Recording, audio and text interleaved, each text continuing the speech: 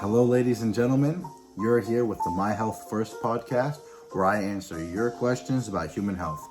Today, we're going to discuss how the Food and Drug Administration must change its policies, which allow for the consumption of elements harmful to public health. I am here with a good friend of mine, John Bale Rule, a freshman at Moravian University, preparing for medical school, and the 2024 Liberty Homecoming King. How are we doing today, John Bay? Very good, buddy. What about you? I'm doing great. I'm very excited to be on this podcast today. It's great to hear. So let's get into it. Tell me, John Bay, what exactly is the problem? Well, every day, millions of Americans are ingesting and even drinking dangerous substances, which the FDA, also known as the Food and Drug Administration, is supposed to manage. Not only does this affect Americans, but also people living in the territories of the United States, like Puerto Rico. The adverse effects caused by these substances not only affect you, but also your pets, your relatives, and even children in the womb, so embryos.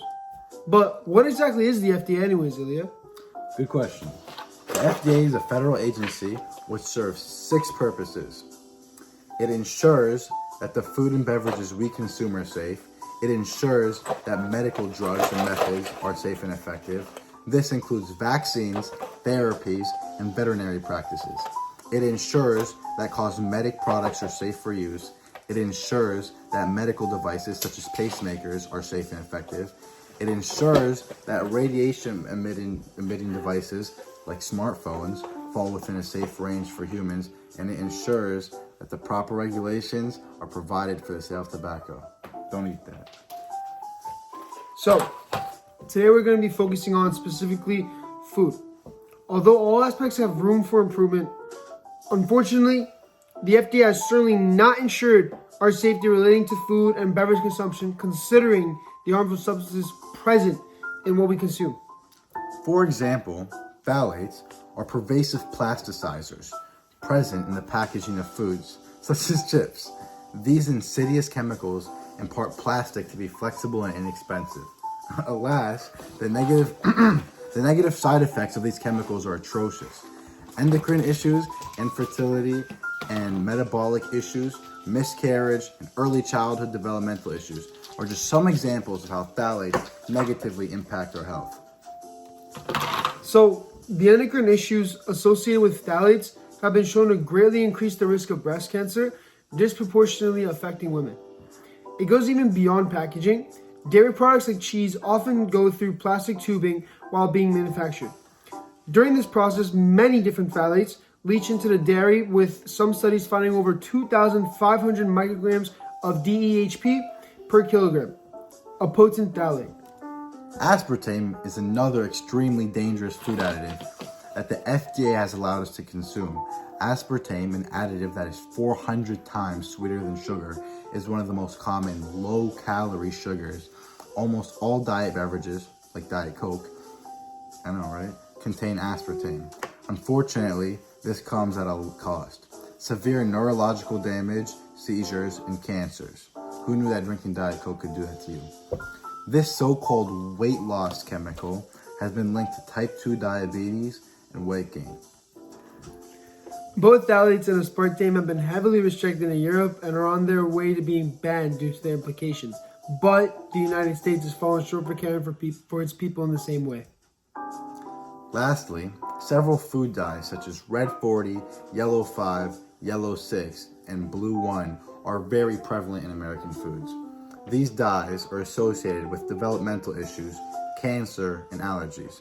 Household favorites like Fruit Loops contain all 4 of these dyes, and the same exact product exists in Canada, but instead with natural vegetable dyes in place of the harmful chemical ones. Probably yellow 3, 2, 1, and 4. I have no clue. Anyway, the list of harmful ingredients goes on and on and on and on and on and on and on and on squared. We can discuss the methylene chloride in coffee, which causes several forms of malignant cancer. We can talk about the titanium dioxide in household candies like Skittles causing genetic mutations. Bet you weren't thinking about that when you were munching on them last night. We can talk about BHA and BHT in many preserved baked goods, acting as endocrine and immune disruptors. Monosodium glutamate, potassium bromate, propylparabens, tert-butyl hydroquinone. I'm sure you've never heard of those, but you eat them almost Me every neither. day. And the list goes on. The worst part is the average person has no clue what any of these words refer to or indicate. Therefore, they are unknowingly poisoning themselves. The FDA has a duty to protect us from these substances, yet they allow companies to poison us every day for the sake of cheaper cost. Your lives are worth more than the major corporations saving a few bucks.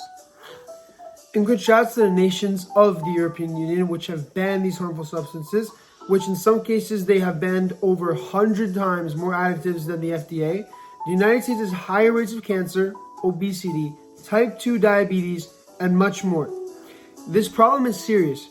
Your lives and lives of those you love are at risk. Is it fair to the child who unknowingly puts themselves at risk for stunted development? And is it fair to the woman who unknowingly puts herself at risk for breast cancer? The FDA is meant to safeguard public health, yet it has permitted the consumption of deleterious substances. In order to protect the people of the United States, we must press for reform within our government, and we must demand that the FDA puts an end to the tolerance of malicious chemicals. Thank you for listening to my podcast, and I hope to see you next week when we discuss the steps of how to reduce exposure to harmful chemicals. What's wrong? Oh, our podcast. Yeah, that's right, yeah. Our podcast.